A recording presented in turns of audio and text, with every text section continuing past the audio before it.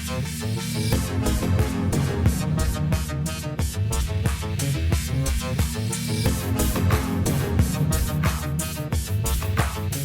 Sciforror Film Podcast.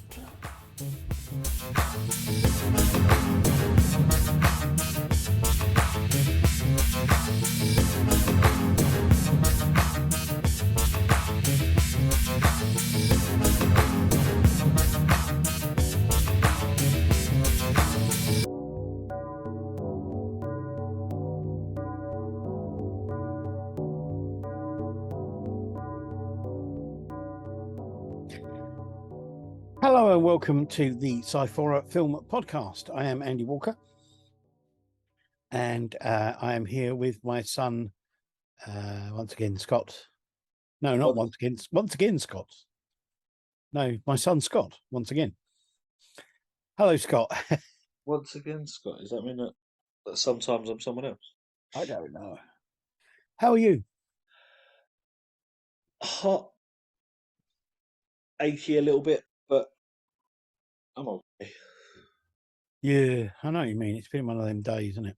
Yeah. It's been a day of hours and minutes, some of which were a little bit more worse than others. Yes, that is a very, very true point. A very true thing. So, on the show tonight, today, this afternoon, this evening, this morning, yesterday, tomorrow, and next week, we have two short films and a longer film, featurette type thing. I've got new glasses and they feel a bit twisty. It's really a bit odd. It's starting to feel like they don't fit me properly. They're kind of trying to do that. Anyway. So my glasses do that all the time. That's why I don't wear them that much. Enough of this. Yeah, well, I can't do if I don't read them, I can't wear. Yeah. Yeah, I don't know. It's a banana. Yeah. Anyway, so the first thing we have is a short film. This is a short horror film from 2022 called Close Your Eyes by Locust Garden Films. Written and directed by Andy Chen, who has done some other short horror films of the same thing. The cast is Vinny Balbo, who apparently he's been in some interesting music videos. David L. Bennett and Maddie Estrada. Yes, the synopsis for this says, a musician's quiet evening turns into a night of terror when his roommate starts sleepwalking. Yeah. This is another one of those very well used sort of ideas. Yeah. The kind of, the knocking on the dooring sort of like weirdo, slightly twisted, slightly straightly, but it does have a slight twist to it, but it's yeah. I think it's got a good look. That is an interesting use of the silence and sound effects and music and that sort of thing. The way that they interact with each other is really good. And the ending's okay, as jump scares go.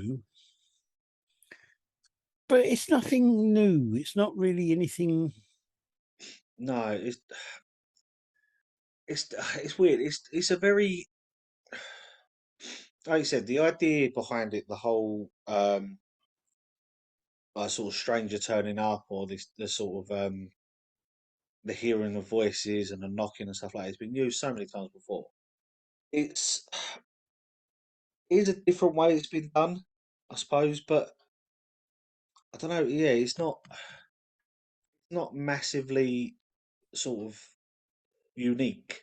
I'm also getting a little bit bored with the whole kind of like the scary woman in the distance is this ordinary woman who's got her arms twisted at a funny angle, and every time they move them, it goes. Yeah. it's just like it's been done so many times. It's kind of getting a bit boring now. Yeah, it's.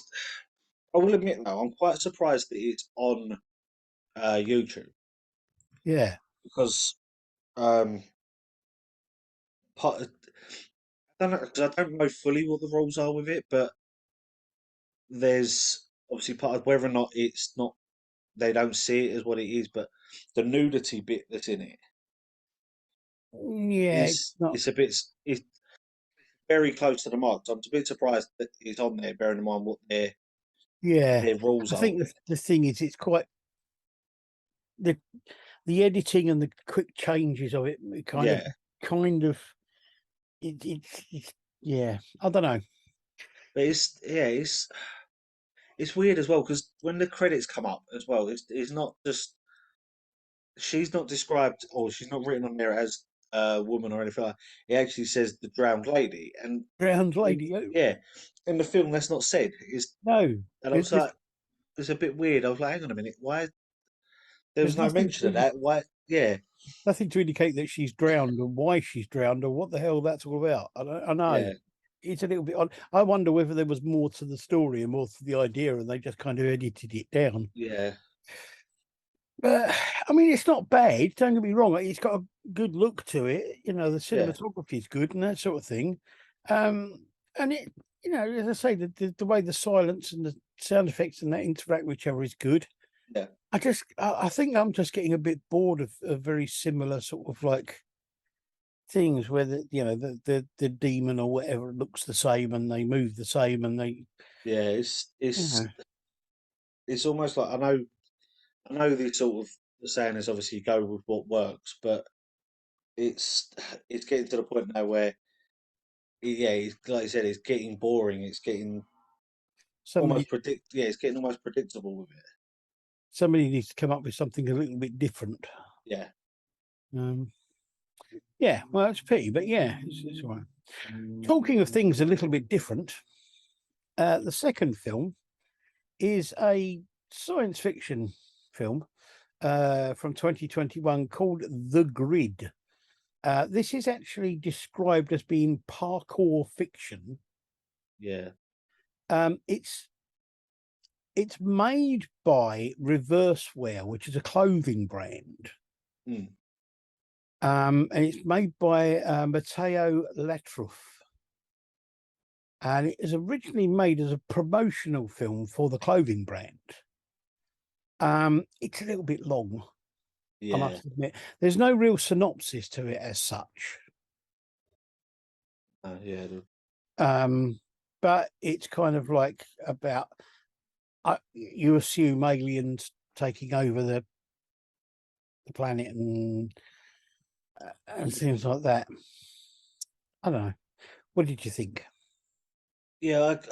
I agree with you. It got sort of about halfway through, and I was like, and I looked to sort of how long was left. I was like, this is just it's dragging a bit, and I sort of it was making me sort of lose my concentration with it. It just sort of it Yeah, got to the point where yeah, the first bit of it was good, like the whole explaining what was going on. There was the sort of seeing the action and the parkour bits of it, and explaining why they were doing what they were. yeah, But sort of after about sort of 5-10 minutes of that, I'm like, okay, it's obviously it makes a sense where it's now you said it's a promotional video, so they were trying to show what the clothing was like. yeah, But it just it's sort of I sat there, I was like, this is getting to the point now where it's just it's doing the same thing just at different angles, and it's it yeah, seemed to drag a lot. yeah. I mean, I think it's a pity because I think the idea is interesting, even without the promotional thing. Yeah, The idea of it is quite an interesting thing. Um, and it's very well made. It's got a great look at some of the locations are fantastic. yeah. Where they are, I don't know, but they're just you like Oh, I looked it look up, and brilliant. I looked it up, and I think the company filmed it where they're based, and they're actually based in France. Right. So I'm not too sure where, but I'm guessing, but it looked like based on the fact that they're a French company, Yeah. um, and the fact like with a lot it says that they're based in France, and I'm guessing it's around there. But Yeah. Yeah. saying I'm not 100% sure. I've Some got of to admit, some of some the of the graphics, buildings. the Yeah, graphics they had for there were a couple of bits where it was a bit obvious, but there was a lot of times. It was one of the scenes where one of the guys gets surrounded by the soldiers, and then the mech comes in. I yeah, actually had to pause at one point because I was sitting there looking. I was like trying to figure out if it was CGI or if they'd built it and actually made it, and because it looks so realistic. yeah. No, I agree. Yeah, the effects are really good. They're really well done. Um, yeah, as I say, I think the locations are fantastic, but it is. It's a bit overlong. It's just too much of the same stuff over and over again. Yeah, But I've got to say, I kind of like it, and I'm yeah. not really sure why. I think I I sort of agree. I like it because of the fact that it's a different it's a different idea. The fact that we're saying we've watched a lot of sci-fi things, and the fact that it's normally like we said before, it's all aliens or it's technology or it's robots or it's stuff like that. But the fact that this is sort of a mix of all that as well, but it's also got the difference with the action in it with the parkour and the differentness to it. I Yeah, think was what made it a reasonably good film. But like I've said, I think what let it down was the length of it. yeah, If it had been half of the length, I think it would have been a lot better. yeah.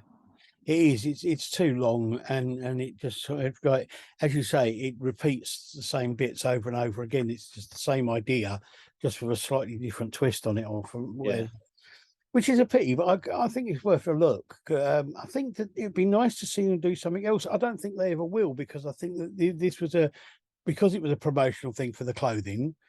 yeah. But I'd like to see if that guy, the Matteo Latrup, has done anything else, Mm.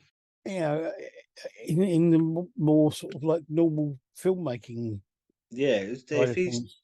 if he has done with the way that he's made this work with the cinematography and the sort of the lighting and location finding as well. I Yeah, would love to see if he has done anything else, what he could do with them. absolutely. Yes. Okay, right. So on to our feature film, for which we are going back in the annals of history and go back in time to 1958, and a horror film called The Screaming Skull. Now, this was made by American International Pictures, um, and the director was Alex Nicol. And this was actually his first film. He'd done did some TV stuff in the 60s, but this was the first film he ever made. Mm. So, and he did a film called Point of Terror in 1971. The writer was John Newbull. And again, this was his first film. He did some more TV stuff in the 50s and 60s, but that was it, really. The cast, we've got John Hudson, who was did TV stuff in the 40s, 50s, and 60s. Peggy Webber, who did TV stuff in the 50s, 60s, and 70s, and was in a film called The Space Children, again in 1958. This confused me. Russ Conway. Uh, Now, there was a British musician Yeah. called Russ Conway in the 1950s, and I thought it was him, but it's not. It's a completely different person. Um, this Russ Conway did some TV stuff in the 50s and 60s. He was in Abbott and Costello Meet the Invisible Man in 1951, Flight to Mars in 1951, The War of the Worlds in 1953, Abbott and Costello Go to Mars in 1953, Whatever Happened to Baby Jane in 1962, and The Space Watch Murders in 1975. Then we have Tony Johnson, who did nothing else of any interest to us whatsoever. I mean, he did do other things, but nothing to do with sci-fi or horror. Then we have Alex Nicol, who was what? He was the director. Yeah, no, he did some TV stuff in the 50s and 60s. He was in The Night God Screamed in 1971, The Clones in 1973, and I keep calling it Ape, but apparently it's APE because there are dots in between the letters. Don't understand, but there you go. In 1976. Okay. The synopsis for this says a newly married couple arrives at the home of the husband's late wife, where the gardens have been maintained by a gardener faithful to the dead woman's memory. Soon, eerie events lead to the new wife to think that she is losing her mind. Mm. Da-da-da-da-da. This film starts with a great thing, which is typical of a 1950s horror films, which is a warning that this film is so scary that it might actually kill you. You might Yeah. actually die of fright watching it. In which case, the makers of the film will pay for your funeral. I love that sort of gimmick. It's brilliant. Some Yeah. of the things that they came up with in the 50s were fantastic. They, it was a way to get people in to watch low budget films because of the fact that people thought, wow, how scary is this movie going to be? Yeah. To be honest, it's still used nowadays. People go, "Oh my Yeah, god, this film's like one of the scariest ones ever." And absolutely. you sort of watch and go, "Yeah, First thing I will say is that this is a very good quality print. The film itself is is incredibly good quality film, yeah." especially for YouTube, because sometimes the YouTube ones are a little bit rough. I don't know. What do you think? Or do you, See, or do you want me to go first? uh, I've ruined this a bit for myself. Why? Because what I normally do is when we watch these ones, or especially a lot of films that I haven't watched, is I go onto IMDb and read the synopsis off of that. Right, Problem is that I didn't do that this time because for some reason my brain went, "Nah, that won't do."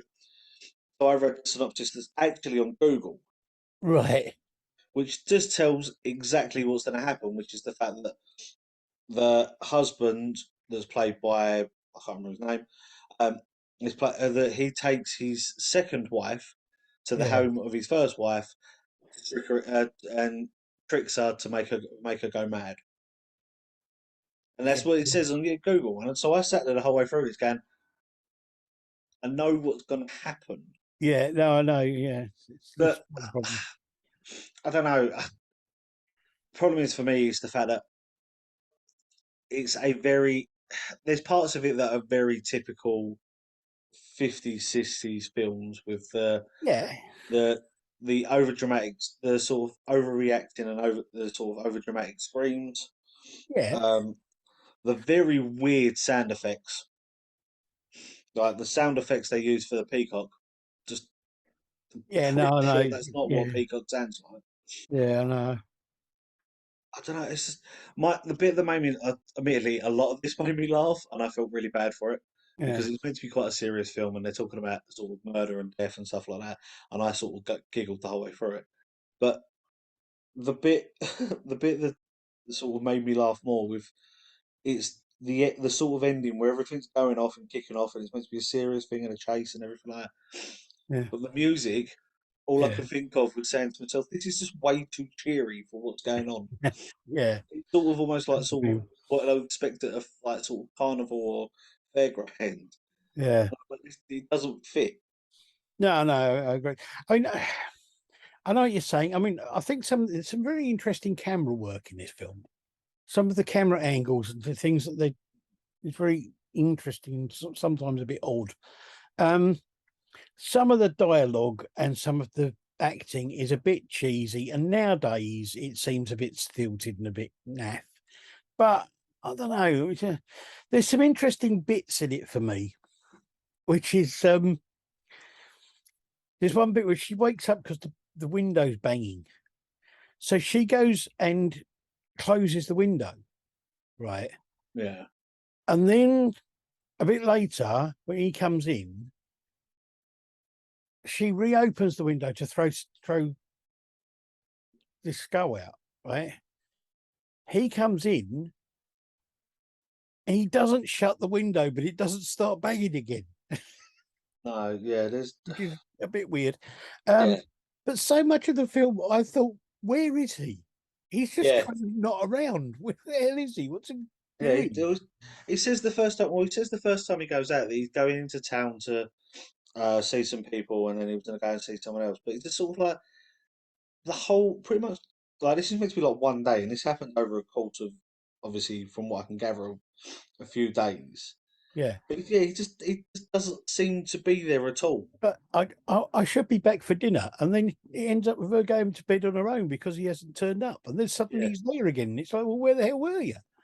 You know, well, it's um, the bits as well where it's the different, the weird bits where he walked off on certain bits, mm. and then the next scene, next sort of clip where it's meant to be further down the path, he's then running, and then it's bit where he goes around the corner and he's gone back to walking.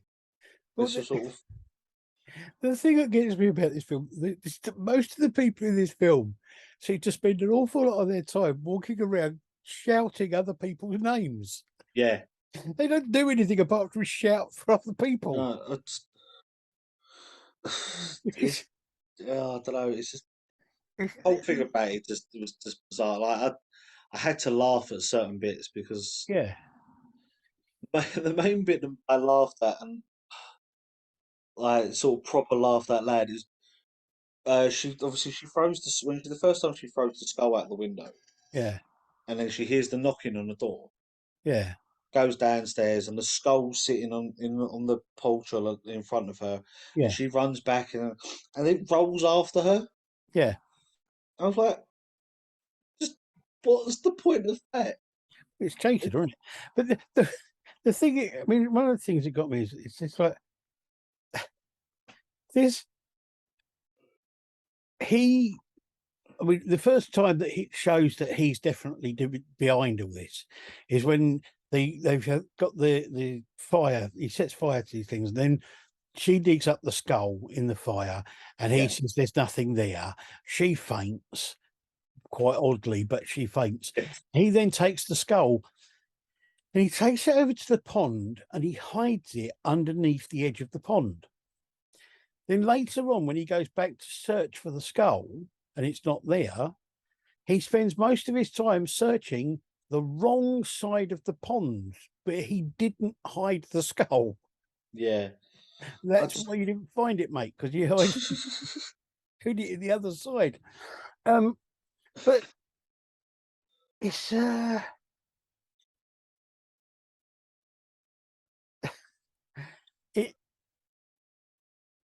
it's it it's some very there are some very and the guy himself is a bit of a twat. The husband, he's a bit of a twat. He's a nasty twat, but he is a yeah, bit of a twat. But there's strange thing because there's it's like sort of there's a bit where the skull is on the stairs where it's him, and yeah. you can see the wire when they pull it to move the skull forward. That's quite. Oh yeah, there's a few moments like that you can see it. It's when he's outside and it comes flying towards him. You But can there's see also the vision. there's things like you get this ghost, and the ghost effects are done quite well, but for some reason, this ghost runs really oddly. When the ghost is running, you do look at it and go, that's weird. It's the bit that made me the bit I found sort of odd as well is when he's getting chased and he runs out into the garden. Yeah, He stops in the middle of the garden, turns back and sees this. I'm guessing is a sort of ghostly skull coming towards him. yeah, And instead of carrying on running away, he runs towards it yeah, and then stops and then runs away. And I'm like, uh, part of me just went, did you forget which way to go? yeah. No, I know what Just you mean. I mean, there's a kind of interesting end to it. It's kind of interesting the fact that that yeah, nobody sort of like gets off at the end. My problem with this film is it's not a great film, but it's not an awful film either. no, yeah, I'd say we've definitely seen ones that have been a lot worse. I mean, it is quite psychological rather than horrific. But you do get the thing at the end, which is the fact that obviously he's been haunted by this thing, or is he gone mad? You don't know Yeah, you don't know. I will tell you, and I know I'll never be able to find out unless I do some massive amount of research and spend days, probably weeks doing it. Can you possibly explain to me why the grave that they have for the first wife Yep, obviously has her face on the front of it? yeah. Why does it look like the face has a part of its the cheek missing? I don't know. Yeah, there is it. It looked like some of the skin had fallen off. Yeah, there are a few marks on that face thing that don't look right. No, and I was Like sitting there somebody like, sort of scuffed it or something. yeah, It's a bit weird. That I don't know. I noticed that as well. It is a bit strange. I'll tell you one thing I did notice though, for a film from the 50s, one thing I did notice that I thought was very interesting was there were lots of times in the film where it was almost silent, mm, or the music was really, really subtle and it was really in the background. And yeah, that's so unusual for these films because normally the music is really kind of in your face. yeah, And it, I think that's really interesting, the fact that it's got that in it, because it makes it stand out a bit from a lot of the other films from around the same time. yeah.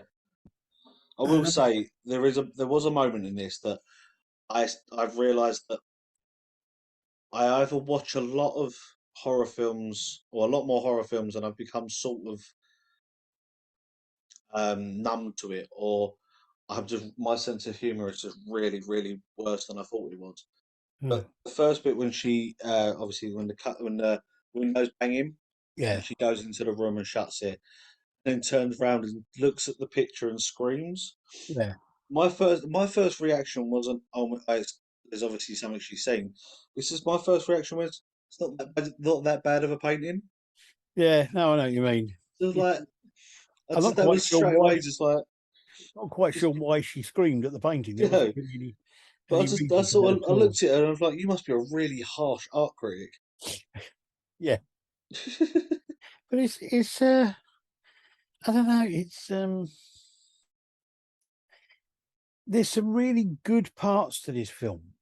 Mm, But there are also some bits that are a bit naff, um, and unnecessary.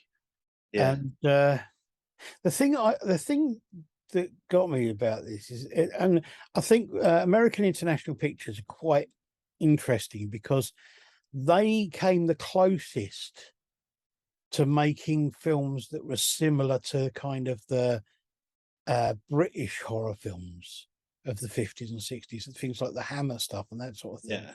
They came the closest to that, and this really does quite have quite a almost like a British sort of look to it, a feel to it, much Yeah. more than an American sort of thing. Again, that use of like the subtleness of the sound rather than the sort of in your face blah, blah, blah, sort of Yeah. stuff. Um, and the way the atmosphere is built up through parts of this worked really well, and I think that's why I like it, because it's a bit more British than most American films. That Yeah. makes sense. Yeah. But it's not one of the greats. It's not one of the great horror films. But for a 1950s B movie, it's pretty good. It's not a bad. It's not an awful film. It's not it's not something that I would turn around and go, oh, I've got to watch that again. But Yeah. if I was going somewhere and they said, oh, we've got a collection of B movies we're showing, and one of the Screaming Skull, I'll go, oh, okay, it's not a bad movie. You know, Yeah. you No, certainly agree with me. I agree with you. It's not that bad of a film. I'm saying it's not the worst one I've seen. Yeah. It's not actually sort of in the top 10 of the worst ones I've seen. Um, Oh no, I've but seen. I don't know if I went somewhere and they went, "Oh, we're going to play these B movies," and that was one of them, I'd be like, "Oh, have you got anything else?" Yeah, I don't know. It's not that bad. There are a lot worse 1950s horror movies to watch than this. Uh, believe me. Um, But no, it's a matter of opinion, a matter of choice, isn't it? I mean, wouldn't do for us all to like the same things, would it, mate? No, it'd make life very boring. So there you go. We got Close Your Eyes, which is okay, not a bad sort of thing, looks okay and that sort of thing, but it's a bit, yeah, I think it's getting to be a bit passe, all that sort of stuff. Yeah. Bridge, which is a great looking thing, but it's a bit long and a bit, it's okay. Has a good look and it has interesting ideas, but and the Screaming Skull, which I think for a 1958 American horror B movie is not that bad. You personally don't particularly like it as much. No. So there you go. You can watch those and tell us what you think, and tell us if you think that our opinion is wrong and why, and let us know what you think of both the films and our opinions of the films and things like that. Next week we have more of the same sort of thing. We've got 2 short films again, and this time a feature film, feature science fiction film, coming more up to date. This one's from 2011, although that's not necessarily any indication of how good it's going to be. Yeah, I was going to say, I know there's quite a lot of bad films.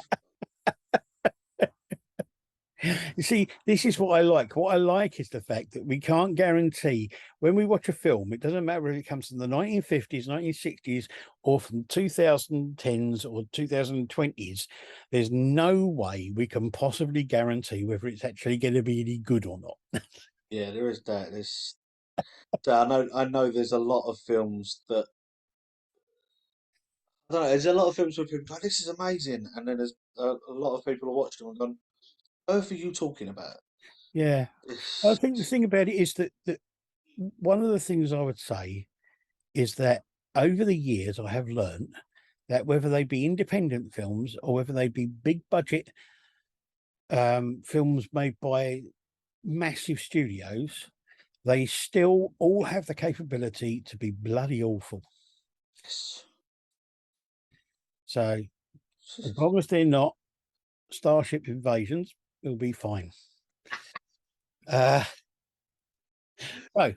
until next time, thank you very much for watching and listening. Thank you, Scott, for joining in the thing that is this show. that's okay, I think. I don't know what I'm talking about anymore. My eyes don't want to work, my brain don't want to sing, and my teeth don't want to chatter. So on the whole, and after that, more likely in it, we will be forevermore. Yeah. Thank you, and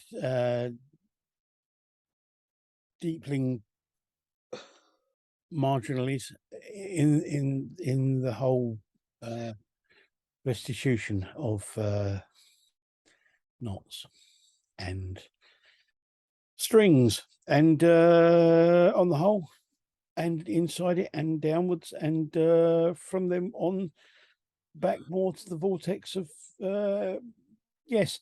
Thank you very much, and we will see you again soon. Bye. Bye.